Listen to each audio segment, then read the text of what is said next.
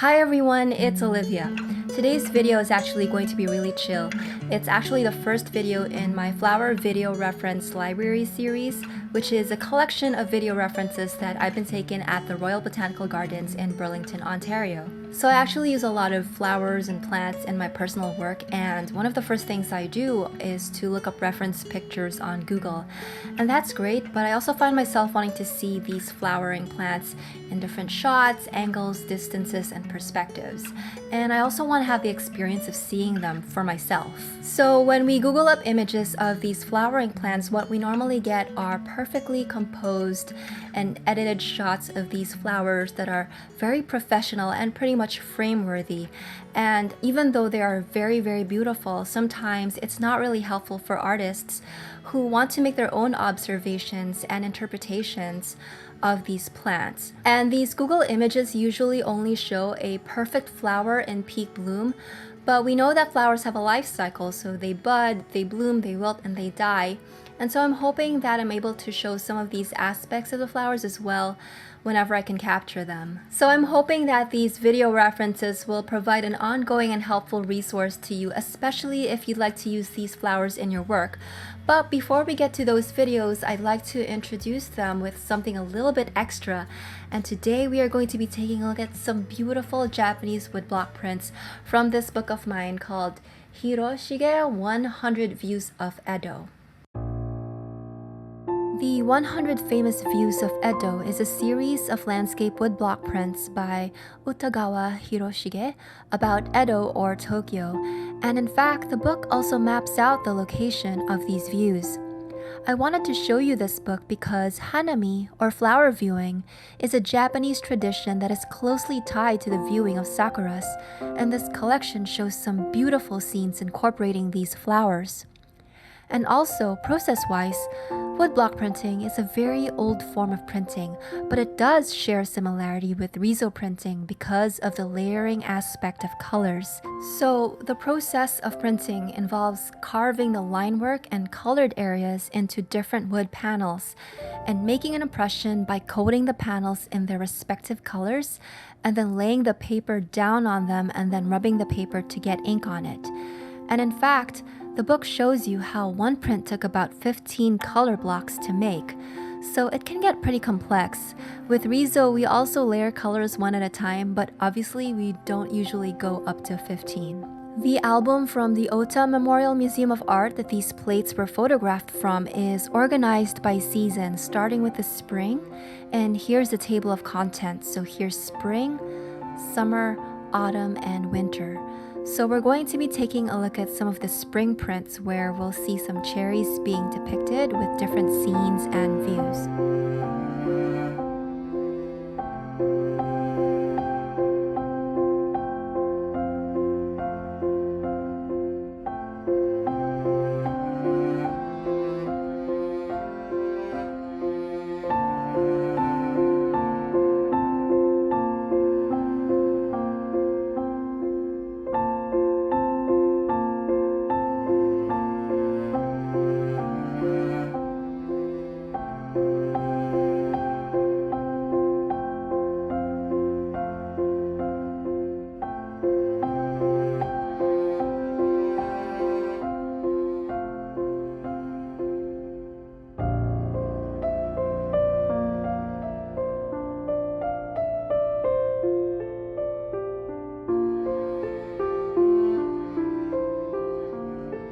Hi everyone, so we're here. Here are some of the flowering cherries. I am so excited, so I'm just gonna take a walk around and take some reference videos.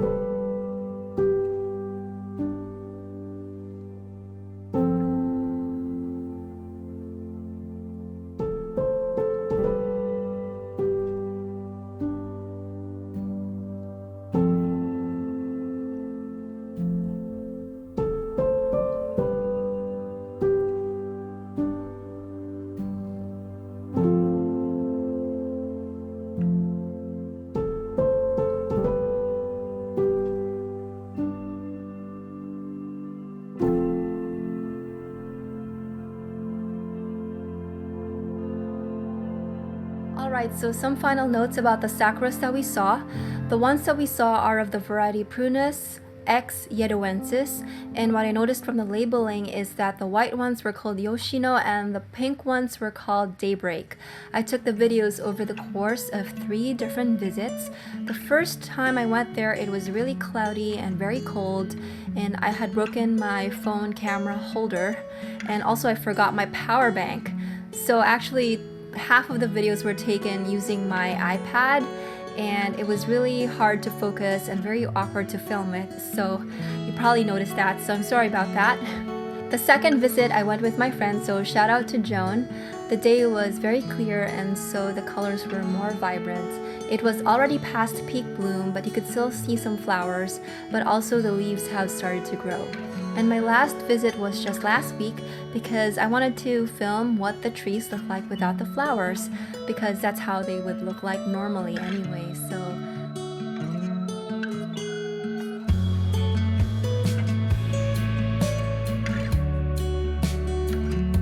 that's it. I hope you enjoyed that. My one-page zine is actually about sakuras and spring and the transience of it all. So watch out for a future video on that. If you did find this video enjoyable and helpful, please leave a comment and like and subscribe, and I will see you in the next one. For someone like me.